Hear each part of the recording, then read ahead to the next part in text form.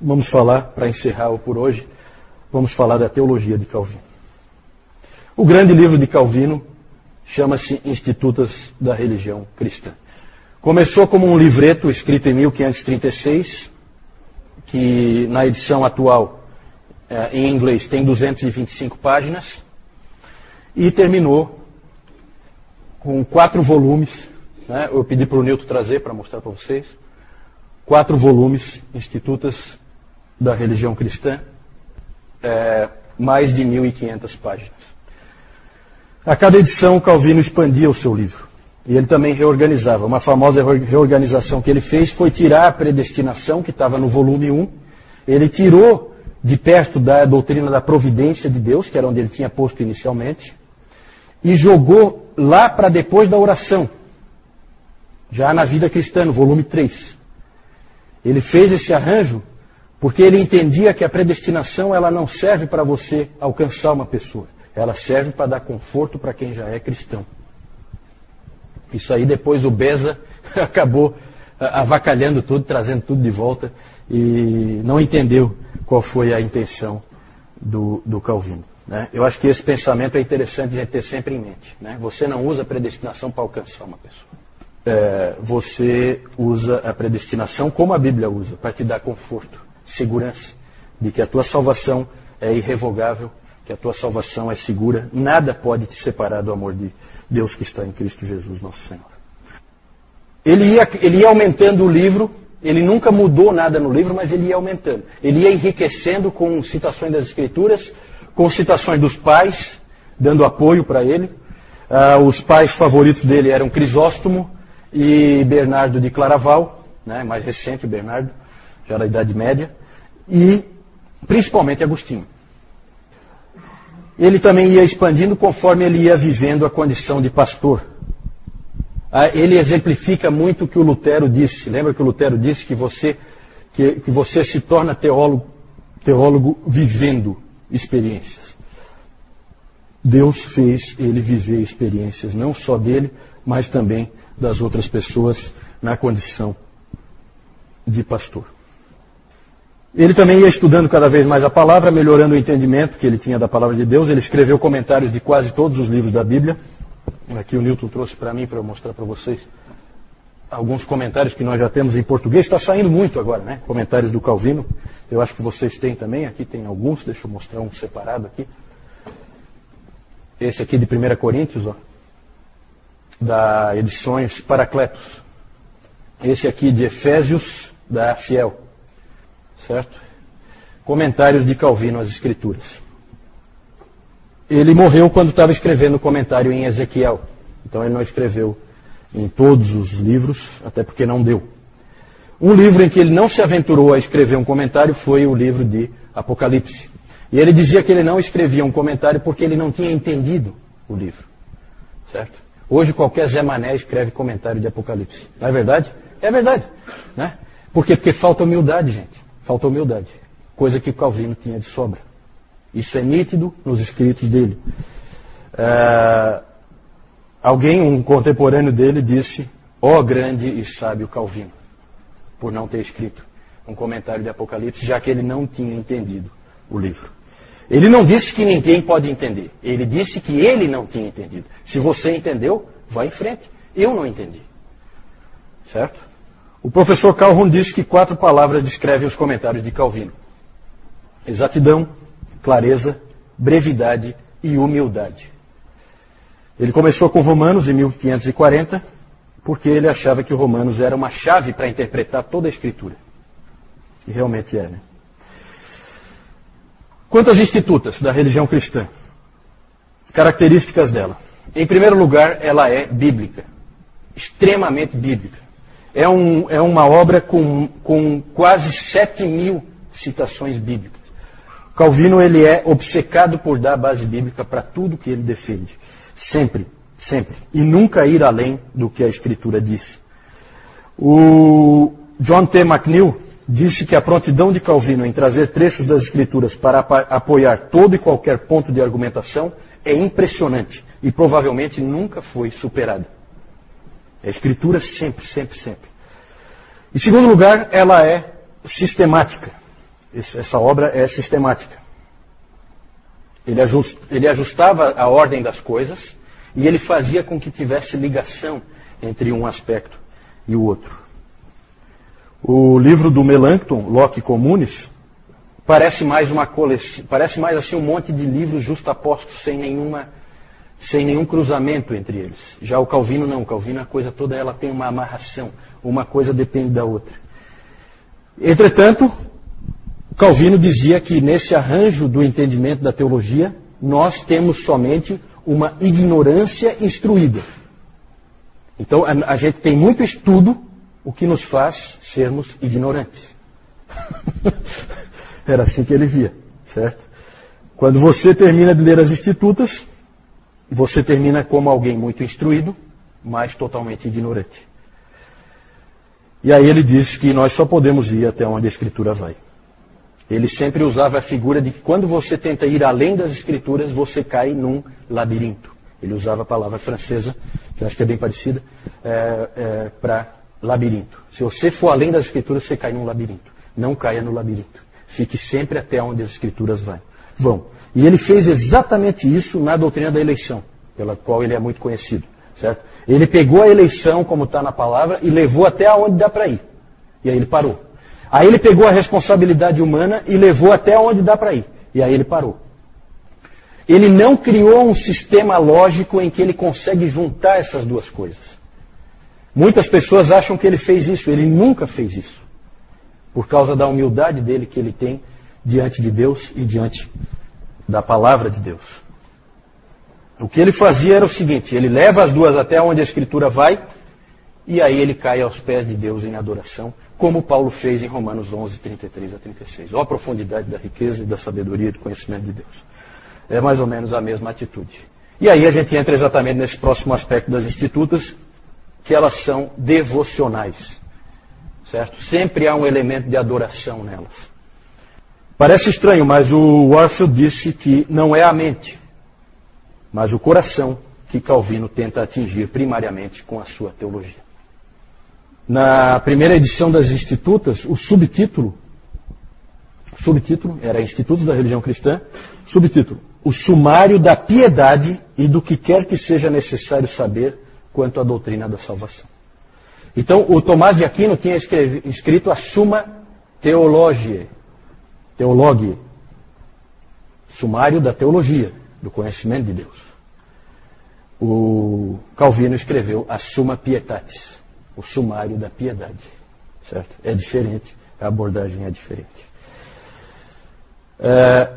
O Calvino dizia que se as Escrituras te permitissem ir além do que ele foi, então vá. Só não vá se as Escrituras não te permitem ir. Quanta gente precisa ouvir essas coisas, hein, gente? Ele foi o mais longe que ele conseguiu ir. Mas é impressionante como em alguns pontos ele para e adora. Quando ele estava, no capítulo 5 do livro 1, quando ele estava tratando da doutrina da Trindade, ele diz assim: é uma doutrina feita mais para que adoremos do que para que investiguemos meticulosamente. Quando ele escreveu sobre a doutrina da eleição, ele diz assim, no final: Deus quis que nós reverenciássemos, mas não que nós entendêssemos, para que também através disso ele nos enchesse de assombro. Né? Então vejam bem, gente, tem muita gente por aí que diz: não, a calvinismo é o fatalismo, nem o cara... Não. Calvinismo é Escrituras. Ninguém disse que nós tínhamos entendido. Calvino nunca disse que... acabou de dizer. Deus quis que nós reverenciássemos, mas não que entendêssemos. Por quê? Porque Deus quer de nós adoração. Adoração. Por fim, as Institutas são práticas. Nada é mais marcante no trabalho do Calvino do que o fato de que ali você vê a síntese de um indivíduo que é um exegeta, um teólogo sistemático, um pastor e um pregador. Tudo junto, numa única pessoa. Ele não queria ser isso, mas Deus queria que ele fosse. Deus queria que ele fosse. Que ele fosse essas quatro coisas numa única pessoa, para que ele pudesse fazer o que ele fez, porque esse indivíduo vai irradiar o protestantismo para muitos outros lugares. certo? Muito mais do que o Lutero. Lutero é fundamental porque o Lutero abriu a porta. Só que o Calvino é o organizador daquele bando, transformando num exército, certo? E a maioria das igrejas protestantes descendem indiretamente de Genebra, porque todo mundo foi aprender lá para depois aplicar nos seus respectivos países, certo? O Dr. Calhoun diz que se o Calvino tivesse seguido o seu caminho para Estrasburgo e tivesse se isolado numa torre de marfim, se tornando um acadêmico, ele também teria escrito as Institutas da Religião Cristã. Mas seria um outro livro, um livro diferente, certo? E o que nós temos é muito melhor. Muito melhor. Porque é um livro escrito por um indivíduo que foi forçado por Deus a viver a vida, apesar de ser um grande intelectual. A T.H.L. Parker disse: as Institutas de Calvino não foram escritas numa torre de marfim, mas no meio de agruras com crianças e de choro de bebês. Porque a casa onde Calvino morava tinha uma série de parentes que moravam com ele, todos com crianças pequenas. Então ele estudava com choro de criança, com todo tipo. As mulheres, inclusive, têm esses episódios, né, que as mulheres tratavam de todo jeito de isolar um pouco as crianças para defender o Calvino e ele conseguir se concentrar um pouco melhor lá onde ele estava estudando e escrevendo, né? O Calvino, para mim, minha avaliação, ele é muito parecido com o apóstolo Paulo, né? Toda a atitude dele, tudo que ele faz, a maneira como ele age, a maneira como ele escreve, acho que lembra muito. Só para encerrar, eu coloquei aí por último a questão da adaptação. O Calvino diz várias vezes que a Bíblia, esse livro, é Deus falando em linguagem infantil. É um pai que fala para os filhos em linguagem para criança. Ele usa parábolas. Hoje de manhã o Newton usou a figura do oleiro, né? Ele se colocou como um oleiro. Para quê? Para a criancinha dele entender, nós. Né? Porque vocês são pequenos, vocês não entendem nada. Eu preciso, como um pai, explicar para vocês. Essa é a atitude de Deus, era isso que Calvino dizia. Então o Calvino falava muito da acomodação, da adaptação das Escrituras a nós. É um livro escrito para seres humanos. É um livro escrito para que a gente consiga entender e adorar, né? Mas ele não vai revelar tudo. Nós não vamos entender tudo sobre Deus na palavra. E ele dizia que a mesma coisa deve ser feita na igreja por aqueles que ensinam. Eles devem ter a mesma preocupação. Fazer com que as pessoas entendam a mensagem. Que elas se adaptem.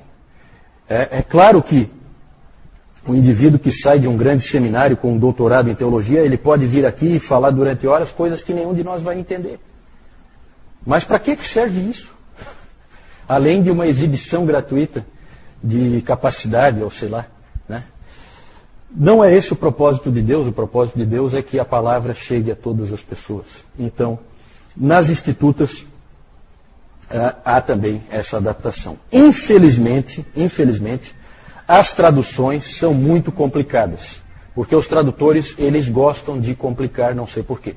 Né? Existem algumas escolas assim de tradução que gostam de falar bonito e tal. E o Newton estava comentando isso comigo hoje de manhã, que é muito difícil pegar essa edição das Institutos, que está em português, e entender alguma coisa.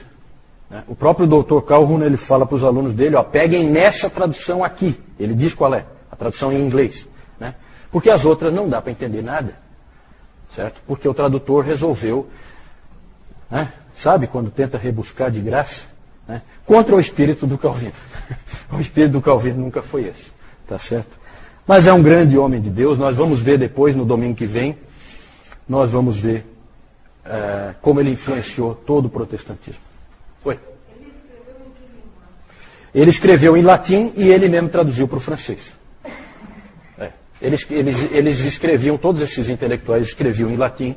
O próprio Lutero, né? Como é que ele lia Lutero? Ele lia Lutero em alemão? Claro que não. Ele lia Lutero em latim. Latim era a língua universal, então eles escreviam em latim. Só que o Calvino fazia questão de sempre, ele mesmo traduzia para o francês, né? Para colocar na mão do povo dele e dos franceses também, dos huguenotes franceses, né? Ok, gente, mais alguma dúvida? Senão nós vamos encerrar aqui com o Calvino. Oi? 59 não, né? Os 500 anos. 500 anos, isso, porque ele nasceu em 1509, né? Isso. Essas homenagens são interessantes, né? Mas eu tenho certeza que Calvino ia odiar. Mas o povo gosta, né, de homenagear e tudo, né? Mas é interessante realmente, vai ser 500 anos. Lá quando foi, acho que foi quando teve os 450 anos que foi feito aquele grande monumento que tem lá. Eu vou mostrar, eu estava esquecendo de mostrar as figurinhas, só mais uns minutinhos aí para a gente mostrar as figurinhas. Eu só quero mostrar rapidinho aqui então para a gente encerrar. Aqui o Calvino, aqui o Farrell colocando aquela prensa no Calvino, né? Amaldiçoando a tranquilidade dele. Aqui os dois sendo expulsos de Genebra, certo? Pelo povo de Genebra. Então os dois saem da cidade. Aqui aquele monumento que tem lá em Genebra, né? Aqui esse monumento é um muro bem longo, com várias pessoas. Bem no centro estão esses 4 indivíduos. Aqui é o Farrell, aqui o Calvino, esse é o Beza, sucessor do Calvino, e esse aqui é o John Knox, o grande reformador escocês, certo? E aqui uma capa de uma edição de 1834 das Institutas da Religião Cristã, Ioannis Calvini, certo? Em latim, certo?